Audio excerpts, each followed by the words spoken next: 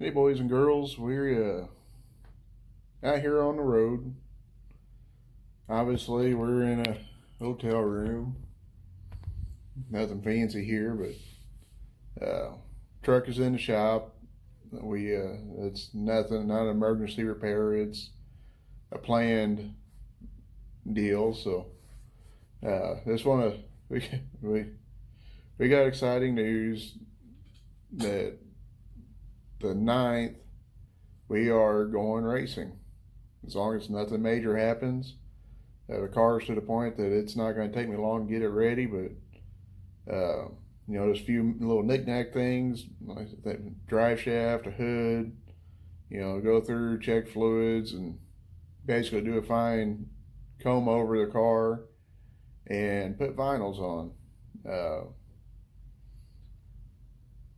Normally I only have basically Baker Repair and Reichard Trucking on the car. Is several years I haven't ran anybody, but Reichard Trucking and Baker Repair for a couple of years have been, well, Reichard's been helping for a long time, but Baker has come on board the past couple of years, helped me out with mountain tires and things like that. We've also picked up Matthews and Sons equipment here. They're just north of Fredericktown on 67. They can fill about all your needs on tractors, and Branson Tractors is their specialty of selling, but they'll work on any tractor, lawnmower. They sell bad boy mowers. I highly recommend them, not only because they sponsor me. If you watched the Get Off My Tractor video, it didn't even settle on anything at that point. I never even asked them. So I'm confident in them that I would send people to them. We got Wagner Brothers Construction. They pretty much from A to Z on home construction. They'll clear the land for you. They got a little bit of everything they do with excavating, and they'll build you a house, and pretty much, like I said, they can take care of you from A to Z when it comes to doing home stuff. And we got Honky Kong Beard Company. Beard's not really shining very good today. I haven't treated it today, but they make my beard butter that I use. Let's see if I can find it here.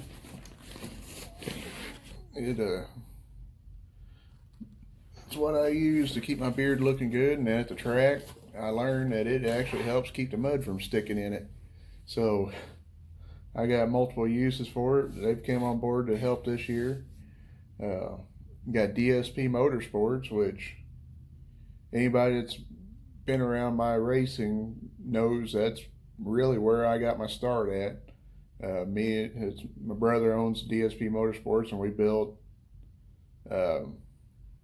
his first race car, a race truck in his basement, or in the basement garage, which I eventually bought off of him. And that's basically how I got started. But he's been there for several years now with any major fabrication stuff I needed.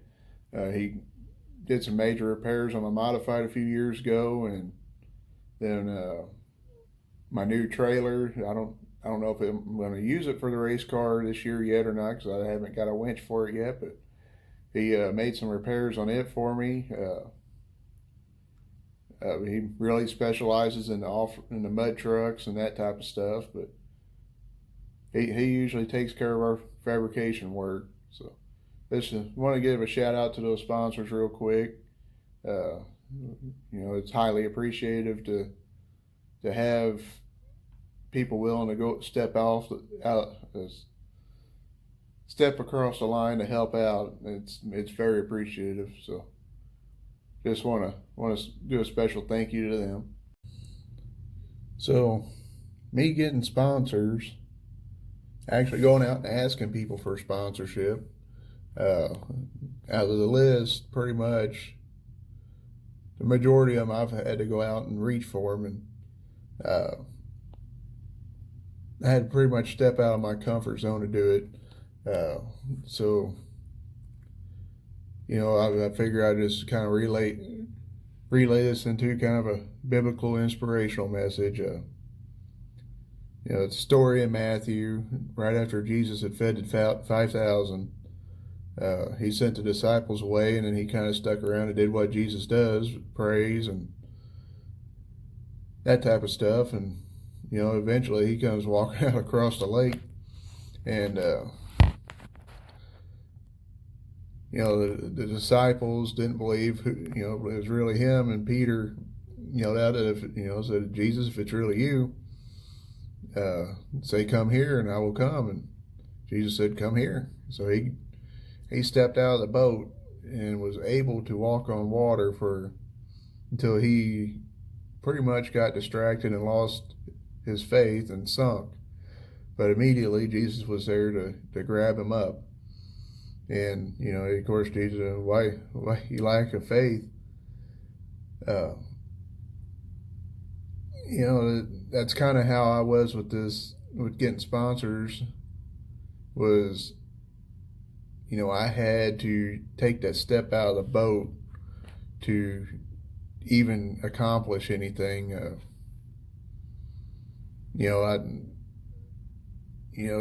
I've been turned down in years past, but I didn't really take it as serious as I have recently. But